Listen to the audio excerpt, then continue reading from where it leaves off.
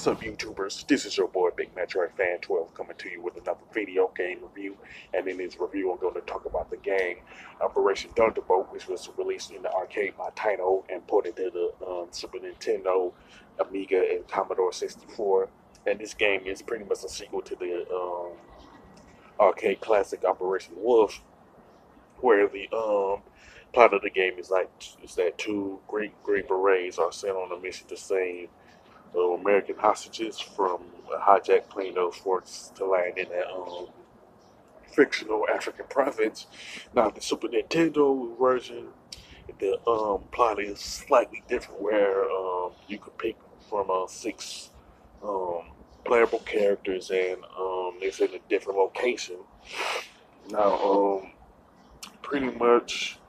And for the Super Nintendo version, I'm going to talk about that particular version, you know, and pretty much when you start the game, you pick like six specific characters from like different countries, like Lieutenant Sonia Thiessen from Norway, Master Sergeant Erica Whitney, and Captain Dan Burnett from the United States, Kente Manibosa. I'm not pronouncing the name right. But the guys from Nigeria, they have Lieutenant Shin Miyamoto, you know what I'm saying, from Japan, and there's Sergeant Kamu Kamhar Singh from India. Now each of them have their own weapon and stuff. Like the the female characters that you pick uses a Uzi, Dan Burn, uh, Captain Burnett, and Lieutenant um, Miyamoto uses an M16. The Nigerian captain uses a shotgun, while Sergeant Singh has an M60. You know what I'm saying? With the Super Nintendo version, you can pretty much pick either. You can either use the Super Nintendo controller or Super Nintendo mouse. You know what I'm saying? I guess it's going to be based on personal preference which one you're going to use, but most likely most people are used the Super Nintendo controller. You know, and with the menu selection screen, there's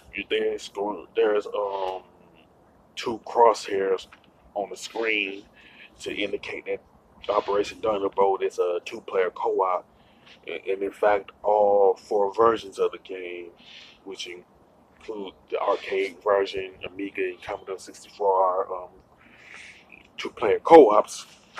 You know, and you can pick either to play the game, go to the option menu. Now with the game, you can pick one of the six characters, and when you pick one of the characters, you will see their name, rank, weapon, where they're from, in terms of birthplace, tour service, and service levels and stuff like that. You know, and pretty much for the Super Nintendo version, there's pretty much in all the versions there's 8 stages, but with the Super Nintendo version, you can pretty much pick which mission you want to start first. You know what I'm saying? With the first two sections, pretty similar to the Mega Man franchise, but with the arcade version, you can't do that. And I think it's like that with the Commodore 64's Amiga versions too. You know, and pretty much when you talk about the option menu, you pretty much select the button configuration for the Super Nintendo controller and the Super Nintendo mouse. You know what I'm saying? There's like four. You can pick from 4 different options in terms of the button configuration, and and when you select the main game,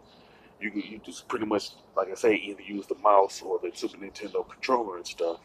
Now the graphics and design are good with some decent color palettes to it, but like the arcade version has the best overall graphics and design when you compare it to the home console versions and stuff. Now the controls and gameplay are pretty much simple to use, you know what I'm saying, and all that.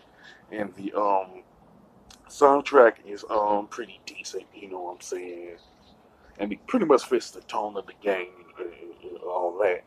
Now the biggest flaw of the game is that it does get repetitive really quickly. You know what I'm saying? Mainly because of the fact that there are no weapon upgrades, regardless of which character you pick, as far as the Super Nintendo version. And I think it is practically the same thing with the other version too, as far as it being repetitive and all that. Now, I can honestly say that Operation Thunderbolt had some good ideas that were implemented, like having six playable characters in the Super Nintendo versions, for example. But Operation Thunderbolt is a kind of a repetitive, mediocre rail shooter. You know what I'm saying? And as far as the score, I definitely give it like a 6 out of 10. Got some good ideas, but it wasn't executed well in every aspect of it. You know what I'm saying?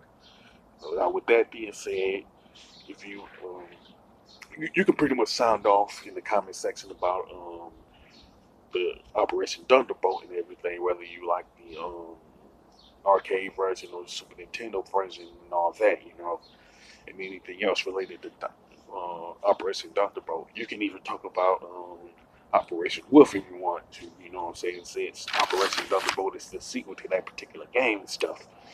If you like this video, don't hesitate to click the thumbs up button. Don't forget to subscribe and hit that bell notification button. This is your boy, Big Metro Fan 12, signing off.